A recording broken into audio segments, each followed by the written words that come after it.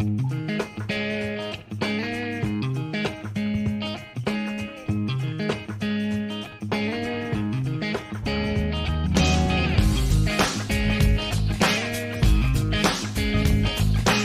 ini kita akan membahas tentang sistem sirkulasi manusia. Apa itu sistem sirkulasi? Sistem sirkulasi disebut juga sebagai sistem transportasi.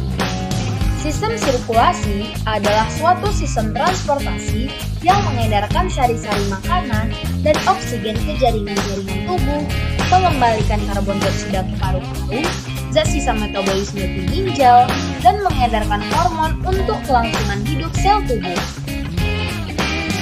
Tahukah kalian, untuk menjalankan fungsi sistem sirkulasi, ada dua komponen penting yang menjalankan fungsi tersebut, yaitu darah dan alat-alat peredaran darah. Komponen penting yang pertama adalah darah. Darah merupakan medium transport dalam sistem sirkulasi. Secara keseluruhan, darah manusia berwarna merah karena mengandung hemoglobin. Sebenarnya, komponen pada darah tersebut ada dua bagian utama, yaitu plasma darah yang berbentuk cair dan sel darah yang berbentuk padat. Plasma darah terdiri atas air dan zat ion yang terlarut di dalamnya. Sel darah ada 3 jenis, yaitu sel darah merah, eritrosit, sel darah putih, leukosit, dan keping darah, trombosit. Supaya kita dapat membedakan dari ketiga jenis sel darah, mari kita lihat gambar berikut ini. Gambar yang pertama ini adalah gambar eritrosit, yaitu sel darah merah. Yang kedua adalah sel darah putih, yaitu leukosit. Dan yang ketiga adalah keping darah, yaitu trombosit. Komposisi darah. Darah memiliki dua komposisi, yaitu plasma darah dan sel-sel darah. Jumlah plasma darah adalah 55% dari darah. Plasma darah terdiri dari air sebanyak 90%, protein darah sebanyak 8%, garam mineral sebanyak 0,9%, dan yang terakhir bahan organik sebanyak 0,1%. Plasma darah memiliki fungsi sebagai berikut. Yang pertama, mengatur tekanan osmosis darah sehingga jumlahnya dapat diatur dalam tubuh. Yang kedua, membawa sari-sari makanan, sisa metabolisme, hasil ekskresi, dan gas. Komposisi darah yang kedua yaitu sel-sel darah. Jumlah sel darah adalah 45% dari darah, terdiri dari eritrosit, yaitu sel darah merah, leukosit, yaitu sel darah putih, dan yang terakhir trombosit, yaitu keping darah. Ngomong-ngomong, fungsi darah apa saja ya? Fungsi darah ada 4. Yang pertama, sebagai alat pengangkut zat makanan, air dan oksigen, karbon dioksida, dan zat sisa metabolisme menuju alat ekskresi dan hormon. Yang kedua, menjaga keseimbangan suhu tubuh. Yang ketiga, sebagai alat pertahanan tubuh. Dan yang terakhir adalah mengatur keseimbangan asam dan basa untuk menghindari kerusakan jaringan. Komponen penting yang kedua adalah alat-alat peredaran darah. Apa itu alat-alat peredaran darah? Alat-alat peredaran darah merupakan sarana untuk mengedarkan darah ke seluruh tubuh, berupa pembuluh darah dan jantung. Untuk lebih jelas membedakan pembuluh darah dan jantung, mari kita lihat gambar berikut ini. Gambar yang pertama adalah gambar pembuluh darah. Pembuluh darah merupakan sarana untuk mengedarkan darah ke seluruh bagian tubuh. Ada 2 jenis pembuluh darah, yaitu arteri dan vena. Arteri adalah pembuluh yang berfungsi untuk mengangkut darah yang keluar dari jantung. Sedangkan vena atau pembuluh balik merupakan pembuluh yang membawa darah menuju jantung. Dan yang kedua adalah jantung. Jantung sebagai alat pemompa darah terletak di rongga dada sebelah kiri. Sistem sirkulasi pada manusia dibagi menjadi dua, yaitu sistem peredaran darah dan sistem limfa.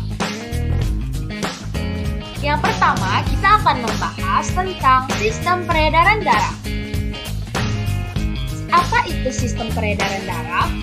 Sistem peredaran darah pada manusia ada dua jenis, yaitu peredaran darah kecil dan peredaran darah besar atau sistemik. Yang pertama adalah peredaran darah kecil. Peredaran darah kecil adalah peredaran darah dari jantung ke paru-paru lalu kembali ke jantung.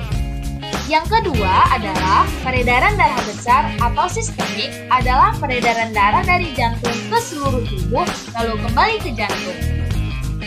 Tahukah kalian, karena dalam satu kali beredar, darah melewati jantung sebanyak 2 kali, maka disebut sebagai peredaran darah ganda. Pada sistem sirkulasi darah, beredar di dalam pembuluh darah, maka disebut peredaran darah tertutup. Kemudian, kita akan belajar tentang penggolongan darah. A. Sistem golongan darah ABO. Mengelompokkan golongan darah manusia menjadi A, B, dan O berdasarkan jenis agglutinogen dan agglutinin di dalam darah. Agglutinogen adalah antigen dalam eritrosit yang membuat sel peka terhadap agglutinasi atau penggumpalan darah. Sedangkan agglutinin atau antibodi adalah substansi dalam plasma darah yang dapat menyebabkan agglutinasi. Penggolongan darah tersebut dapat kita lihat pada tabel berikut ini.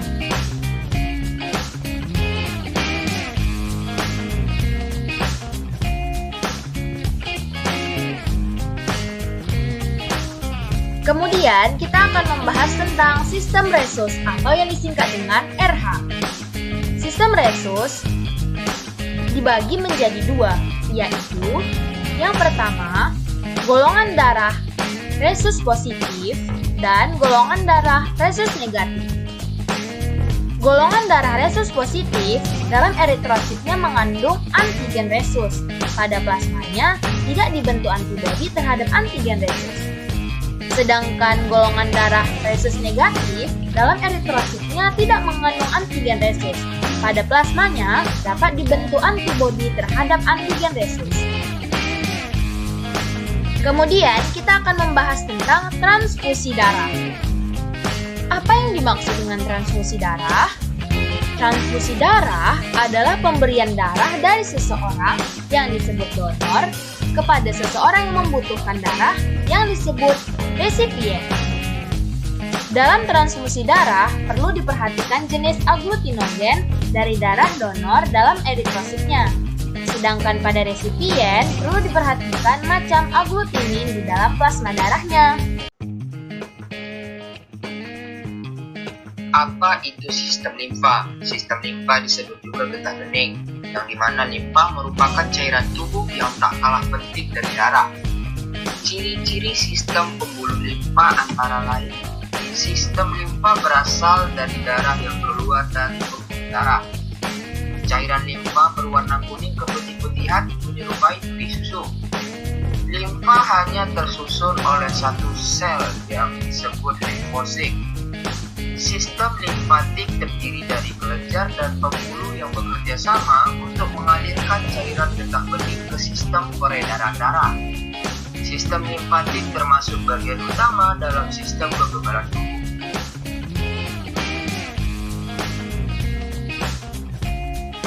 Apa saja fungsi dari sistem limfa? Fungsi sistem limfa yaitu mengembalikan cairan dan protein dari jaringan ke sirkulasi darah, mengangkut limfosit, membawa lemak emulsi dari usus, menyaring dan menghancurkan mikroorganisme untuk menghindarkan penyebaran, memproduksi zat antibodi. Apa saja penyakit pada sistem limfatik? Beragam gangguan pada sistem limfa. Infeksi yang diakibatkan oleh virus, bakteri, jamur, dan parasit dapat memicu perlawanan dari sistem kekebalan tubuh, termasuk kelenjar getah bening, kanker, hambatan, penyakit autoimun. Penyakit atau kelainan sistem sirkulasi, di antaranya anemia. Anemia adalah keadaan kekurangan eritrosit atau hemoglobin yang menyebabkan suplai oksigen ke jaringan menurun sehingga dapat mengganggu fungsi kerja sel. Yang kedua, talasemia. Talasemia adalah suatu kelainan pada eritrosit. Eritrosit tidak sempurna berbentuk bulan salib. Yang ketiga, polisitemia. Polisitemia adalah kelainan ditandai dengan adanya kelebihan produksi eritrosit. Yang keempat, leukemia. Leukemia adalah suatu kelainan karena jumlah leukosit terlalu banyak. Yang kelima, agranulositosis. Agranulositosis adalah menurunnya daya tahan terhadap penyakit karena kekurangan leukosit di dalam tubuh. Yang keenam, trombositopenia. Trombositopenia merupakan suatu penyakit yang ditandai dengan sedikitnya kandungan tepung darah di dalam darah. Yang ketujuh, hemofilia. Hemofilia merupakan suatu penyakit yang berakibat sukarnya darah membeku ketika terjadinya pendarahan. Yang kedelapan, hipertrofi. Hipertrofi merupakan suatu keadaan yang menyebabkan menebalnya otot-otot jantung. Yang kesembilan, jantung koroner. Jantung koroner merupakan penyakit jantung yang disebabkan oleh tersumbatnya arteri koroner, yaitu pembuluh yang menyuplai darah ke jantung. Yang ke-10, embolisme koroner. Embolisme koroner merupakan suatu keadaan yang menyebabkan arteri koroner terisi oleh bekuan darah secara mendadak. Yang ke-11, fibrilasi atrium. Fibrilasi atrium merupakan suatu kelainan pada jantung yang berakibat atrium berdenyut cepat dan tidak beraturan. Yang ke-12, varises. Varises merupakan suatu peredaran pada pembuluh balik atau vena. Yang ke-13, flebitis. Flebitis merupakan gangguan pada vena. Yang ke-14, hipertensi. Hipertensi merupakan suatu keadaan yang ditandai dengan ketekanan sistol di atas 150 mm air raksa atau tekanan diastol di atas 100 mm air raksa. Yang ke-15, hipotensi. Hipotensi merupakan suatu keadaan yang ditandai dengan tekanan sistol dan diastolnya di bawah ukuran normal. Dan yang terakhir, hemoragi. Hemoragi merupakan suatu kelainan berupa pendarahan arteri atau vena baik di bagian dalam maupun di bagian luar tubuh.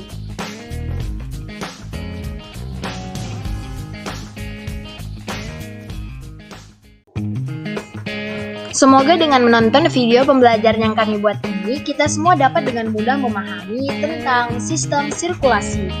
Sekian dari kelompok kami. Mohon maaf jika ada kekurangan, karena kesempurnaan hanya dari Tuhan, dan kesalahan datangnya dari setan, dan kita hanyalah korban.